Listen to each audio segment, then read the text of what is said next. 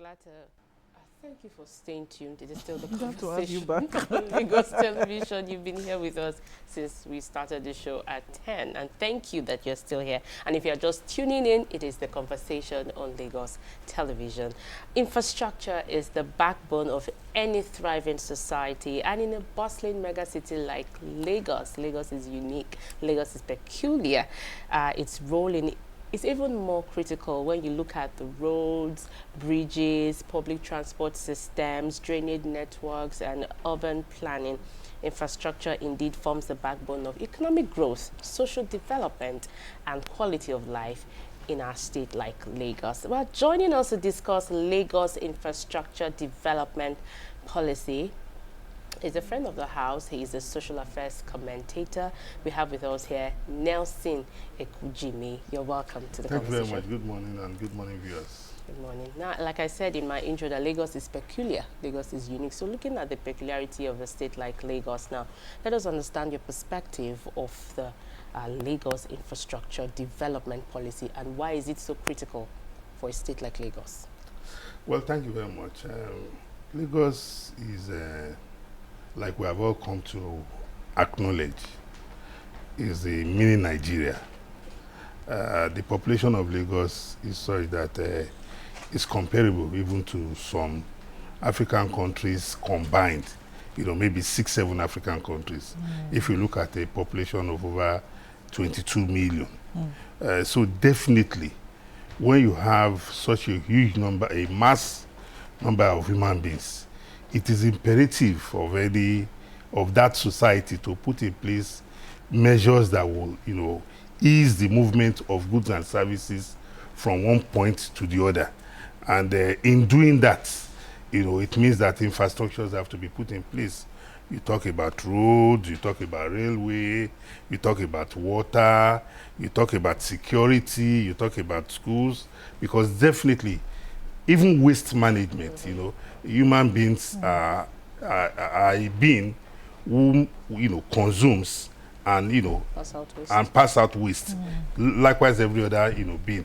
So it is imperative that in such a society, you must have a government that knows its onions, that knows the peculiarity of moving people and goods, within a time frame, and also the fact that that huge number bestows, makes the facilities, the facilities will be greatly, how will I put it now? The facilities will be greatly stretched because you have a large number of people, making use of the same facility. At the same time, you talk about traffic management, for example. It becomes imperative to construct roads such that the roads will be able to accommodate the vehicles within the time span that they should be on the roads. And you talk about the economy as well. Such an economy also involves government intervention. You talk about health, because definitely as human beings, we go under the weather once in a while. The government also has the responsibility of putting in place those infrastructure in terms of the facilities, in terms of the manpower. So the infrastructural policy in Lagos is one that I think we must give a big kudos to the founding fathers of Lagos and to successive administrations that have keyed into the master plan of Lagos. And the recognition of that fact can also be gleaned from the infrastructures we have on ground, even as we speak. As a Lagosian, I was very happy. I was in the moon over the birth and the manifestation of the Lagos, the Blue Rail line. Okay. I'm a living witness to the birth of the BRT corridor, because Lagos as a highly populated city, and that is unfortunate to have a small landmass. But we have been very fortunate. We've had administrations that have been forward-looking, that even when we are sitting here in 2025, they're already looking at where they want Lagos to be in 2050, even though we don't know whether we'll be around, but they are making the plans, and I think a big kudos must go to the president when he was the governor of Lagos State, you know, he launched the Lagos State Master Plan. And successive administrations, Governor Fashola also keyed into it, Governor Ambode, and now Governor Sanwo-Olu. So the infrastructural pressure on Lagos is one that one cannot but sympathize with those at the helm of our affairs. It's not easy because when you put in place any infrastructure in Lagos, the pressure on those infrastructure, you know, and you also recognize that Lagos was a former federal capital. And being the former federal capital, we have a lot of federal government infrastructure in Lagos. And the Lagos state government has not abdicated that responsibility to say, no, this is a federal government facility. But recognizing that those facilities are being used by Lagosians, they have always, you know, done the needful to make life livable for the people of Lagos. But based on your observations now, how do you think residents generally feel about these infrastructural projects? You see, we live in a society where people tend to underestimate government intervention. And I think it can be looked at from the prism of the type of mindset we have these days. That goes back to mind. We talked about this mindset. The mindset, you know, people will tell you nothing is working. What in government they do? Yeah, what in the government they do? Government is not always doing anything. Just on Friday, I went on the Lekki Ajah Expressway. I went to Elemoro. That's when you are going to Ibeju, Lekki, Ekpe axis. Oh my God. You need to see what that axis has become. That road is concrete paved, and I saw street lights littered along the road. And my colleague who was in the car with me, I said, I hope you know that these things cost money. He said, I passed there a year ago that there was heavy traffic in this axis because of the infrastructure, you know, are going on there. And the beauty for me was that, you know, one of the achievements of the Babajide Sanwo-Olu government is that it has reconfigured the roundabouts in those axes. And I saw a roundabout that depicts the forward thinking of the, you know, the initiators and those who implemented that. I saw a roundabout that when you want to make a U-turn, you don't have to disrupt those coming from the opposite direction. There's always a part of the road that is carved for you, maybe about 100 meters before you join. So it means that in making that U-turn, the authorities have recognized that, look, like we say in our local parlance, everybody is on the move in Lagos. I remember the last time I was in Kano when I went for my National Youth Service, and I stopped a bus.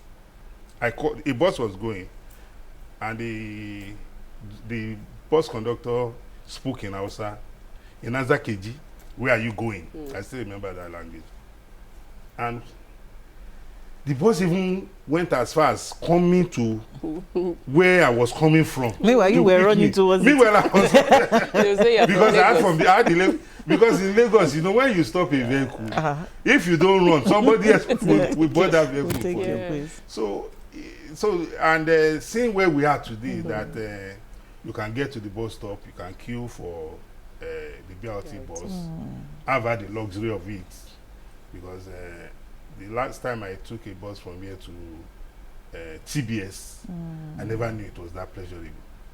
And I promised myself, if I have any business in that, there's no need driving down there. You are just punishing yourself. Then you look at the Lagos Blue Rail Line. Look at what it has done to that corridor. Because that corridor was a traffic gridlock area. That's the Mile 2 to CMS. But now, I've been on that. The one I'm only trying to see if I can have the opportunity of going on is the Red Rail Line. Okay. Because I've been to the rail, I've been to the stations. Okay. And I tell people, if you see the gigantic building the infrastructure that has been put in place, you give kudos to those who have done it. Kudos to those who have done it. So beyond bridges, roads, transportation, the environment is critical, which you mentioned earlier. Flooding is a problem in Lagos. So how does this project now accommodate climate challenges in Lagos? Well, we have seen the government intervention in terms of the environment under this present administration majorly, because just last week, our Honorable Commissioner Tokumbo Wahab has said, look, those living in the lowlands, those living in the lowlands, that they should, leave that place. The Commissioner of Environment, as well as the Commissioner for Information, they are right here on your nose and in your eyes. In your eyes. They are in your eyes. Every time you open the social media, it's them. You're always getting a post from either of them. And if you look at the construction of drain channels, water channels by the Lagos State government under this present administration, it has been massive. But majorly, again, I think we need to tell ourselves the truth. And it is that it is what we make of the environment that the environment becomes. The environment does not make itself. Why do I say this? You see our people, I tell them, look, you take your, once it's raining, you take your refuse, you throw it into the drains. You have seen free loma. Free loma that will take your waste away. Without collecting a dime from you. And you take your water, you pour it on the road. I said, come on. Once that place gets, once the water gets blocked, the water will find its way. Anything standing on its way, it will push it away. So you don't say because of your own comfort, because you want to save your money, you put thousands of human beings at risk. Just 2 weeks ago, no, I think last week, yes, early last week, I was watching a document, no, I was watching my TV, and there was this flooding in India. If anybody, I wish the authorities in Lagos, because the way the authorities in Lagos have been managing the flooding situation, I think we must give them big kudos, because they have managed it in such a way that we have had less casualties. Unlike what happens in other states. You remember Mokwa? Even in US, in Texas, they lost over 100 persons. A lot of about hundreds or more are still unaccounted for. But because every now and then, when they give this, even before NIMET gives the warning, you already see the drain drugs guys clearing the drainages every now and then. Then, and when the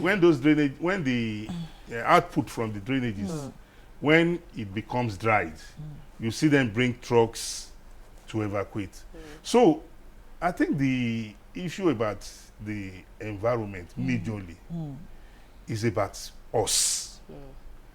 Because I tell people, because I do my own advocacy at my own little corner. Which we also do here from time to time. Anybody who has a concern for the society he lives in, knowing fully well that whatever we are benefiting today was because of sacrifices made by those who came before us.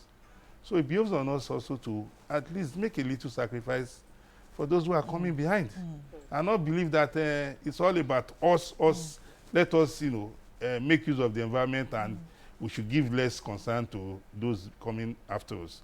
So the investments, the projects that have been undertaken by the administration in the area of environment are highly commendable, I must say.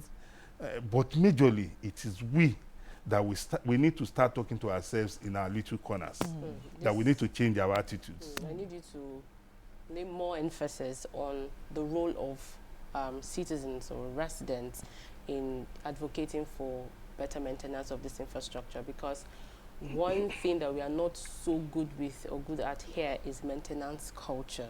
These infrastructures have been delivered to us by successive governments, and it's now left to the citizenry to maintain, take ownership of it. So I need you to really lay your voice on it, looking at the environment, looking at the infrastructures that have been put in place. Again, Yes. but before he says anything, I think I said it here again last week that even Mr. Governor says it, appeals to residents, anytime he launches a new project that that will they should take time. ownership, Take ownership, treat this Like your own. project like yours, and that's way they can easily or better maintain it. Well, I think it's a clarion call to each and all of us, because the truth which we must admit here is that I was born in this same environment. Yeah, more go pataki. Yes, I was born in this same environment, and those attitudes, those habits, we inculcated from our forefathers, our mothers. One cardinal saying in every corner you go to in those times, you hardly hear it again, is that cleanliness is next to godliness. Yeah, we don't hear it You can't worship God if you are a dirty being. Yeah. That is why when the Muslims want to, go for prayers, you have to clean up yourself. And when you are going to church on Sunday, see how beautifully Neatly dressed we you are, smelling nice, So, but as a people, we must admit that we have degenerated. So where did we miss it? I don't know where we missed it, but we missed it somewhere. But even if we admit that we have missed it, then it means we know the solution to the problem. The solution is within us. So the level of moral decay is what we are seeing, in our attitudinal, outputs, where government will, for example, I'll give you a vivid example. The other time, Lagos State government reconstructed the median on Oba Akran. There was a point close to Ashade Market, the exit from Ashade Market into Oba Akran. That reconstruction took months. Even in the rains, I saw the contractors working.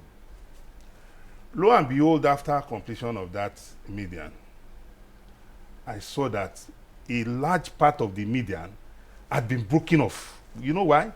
There's a roundabout close to the end of the road where you can make a U-turn and come to Ashade. Do you know that some persons went and broke the part that when you are coming from Ashade Market directly to Oba Akran?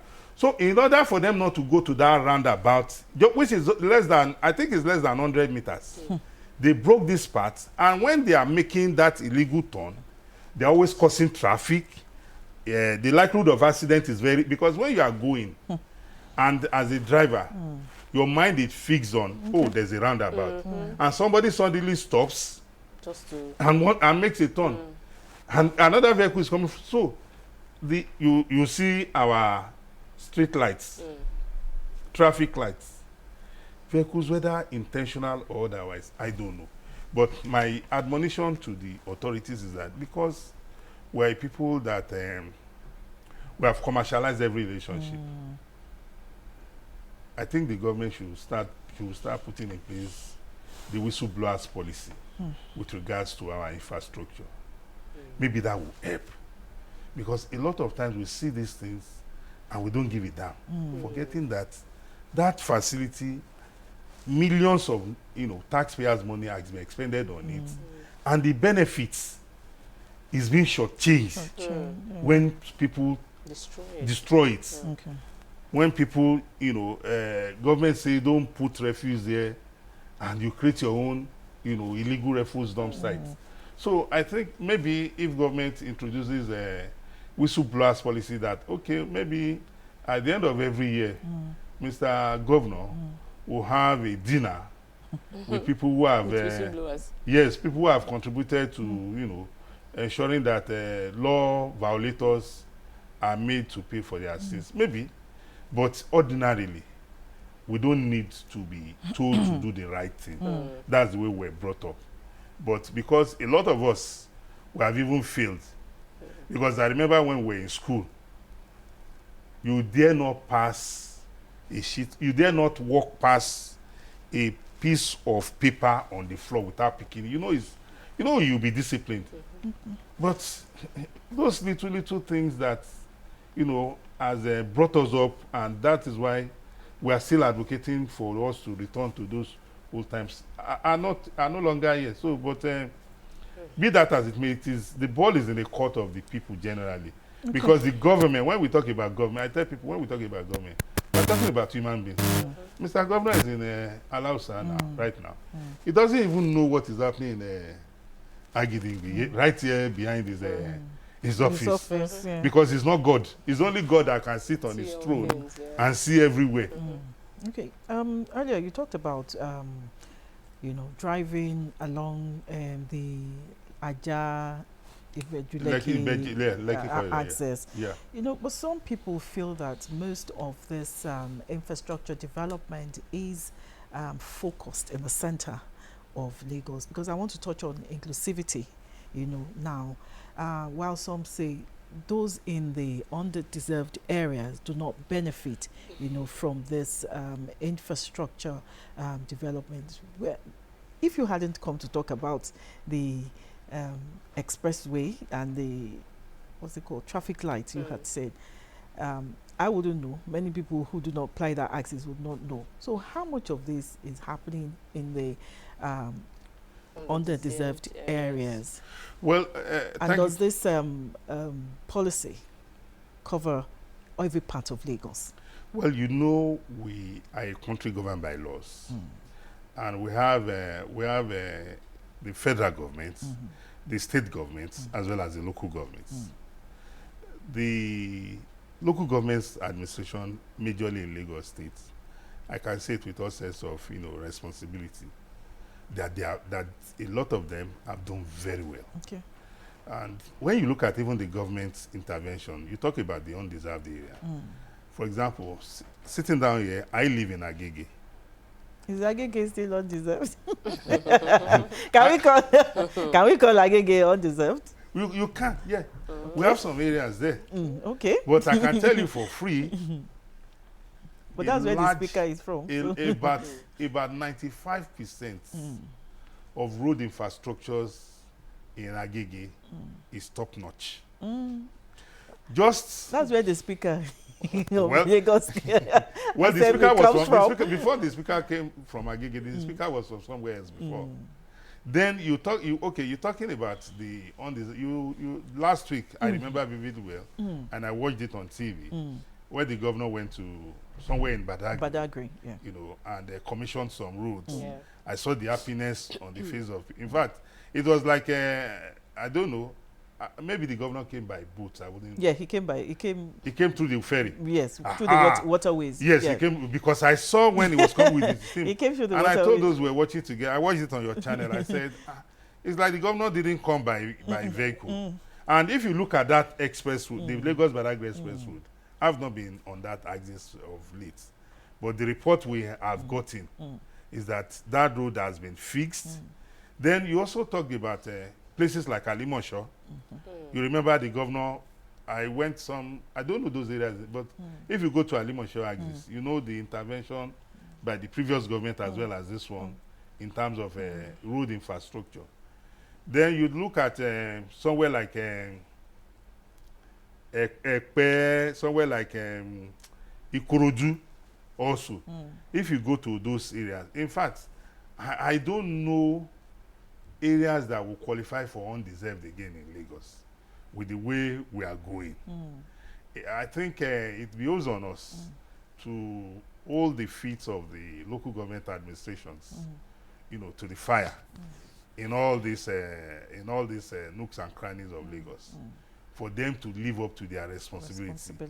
Because today we are lucky we have a federal administration that has rejigged the economy in such a way that the needed resources, to make for delivery of democratic dividends, to the people, has now been made available to the local government. Just 2 weeks ago, I was in Shomolu, And if you see the level of infrastructural renewal by the administration in Shomolu, as well as you remember, Bariga was carved out of Bariga SCD was carved out of So Shomolu. Shomolu. The level of infrastructural renewal in our local government at the grassroots is heartwarming. I saw administration at the grassroots construct police stations, police posts, fire service center with fire service trucks. These are projects that when Some states are able, handle, yeah. they will make all the funfair. I saw local governments constructing primary health centers that are of world-class standards. Even housing. Yes, even now they are also going there. Let me also tell you, I was privileged to be in Igondo. Igondo. That was last year when the governor commissioned that housing project. It was massive, and I remember vividly well when the governor told the local government chairman as well as the community leaders that look, we want to build more houses, but please avail us the land. Because there's some land we can't just come and take it from you. And as at then, we don't have the resources, to pay compensation. If you offer us the land, we can bring development to your community. So the role of the people is what has been, highlighted there.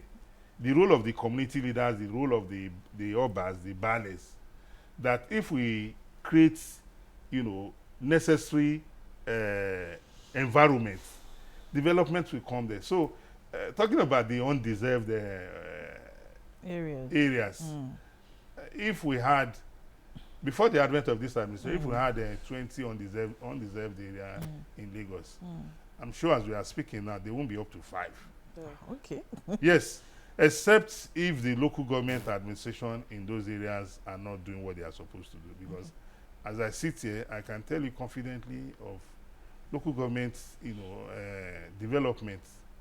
Just some weeks back, I was in Alimosho, that is around Moson Okunla, and I saw most of the roads had been reconstructed with interlocks, with functional solar street. And the beauty of it is that a lot of our local governments now have keyed into the environmental aspect of lightening all the streets with solar street lights, which makes the cost of running those projects less.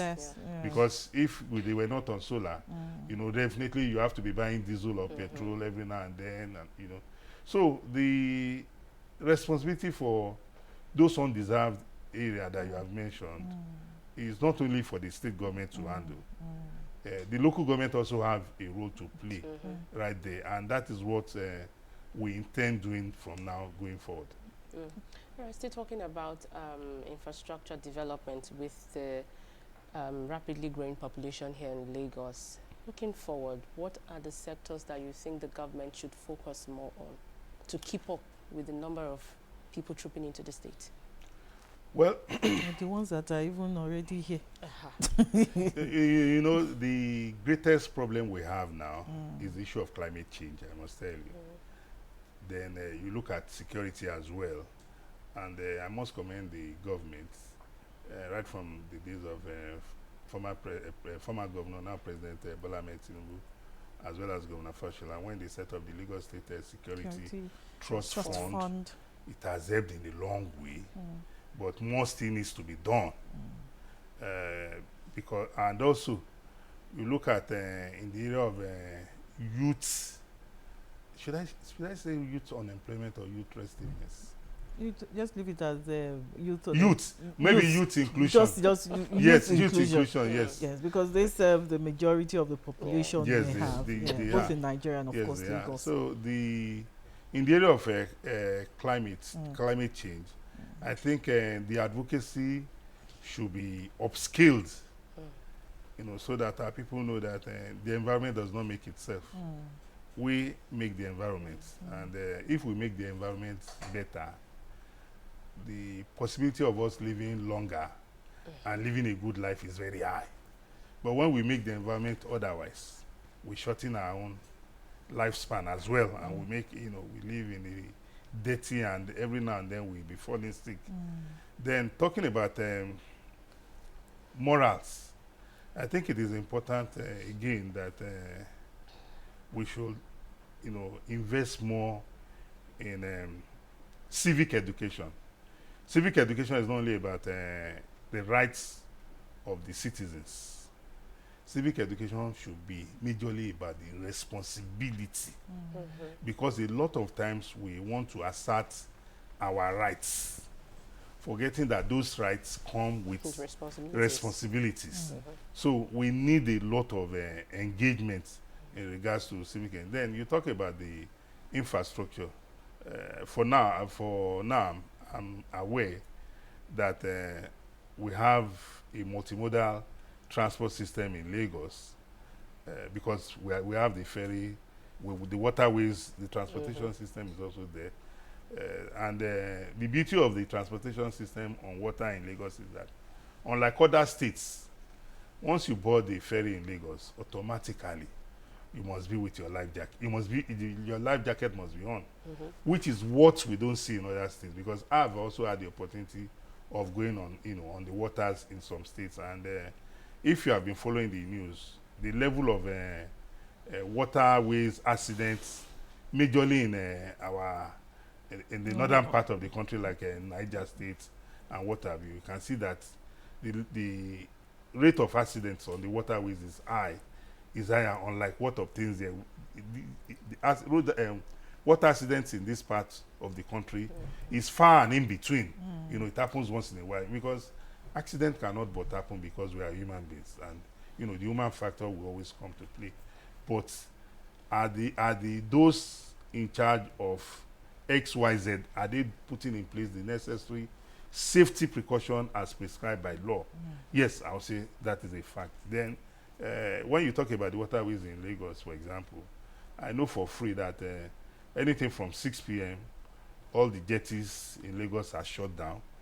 There's no commercial, transportation from that time, because of the high risk due to the waves, what have you. Then talking about the security, I think it is not enough for us to abdicate the responsibility of securing our lives and properties to only the state government. The local governments themselves need to be engaged to provide security at the community level. By doing this, it will be creating jobs and taking a lot of our young ones, off crime. So those are, the demands in Lagos are enormous. We'll continue to demand that the government continue to, roll up its sleeves and continue to push out programs that will impact the people. The demand in Lagos is enormous. I'll also add to that, Nelson Ekujimi, that infrastructure alone does not have to do with building roads, building hospitals, or building schools. It's about creating opportunities also, and of course, making life better for everyone. Thank you very much, Nelson Ekujimi, social affairs commentator, and he's been discussing Lagos infrastructure development policy. We'll be right back after this short break.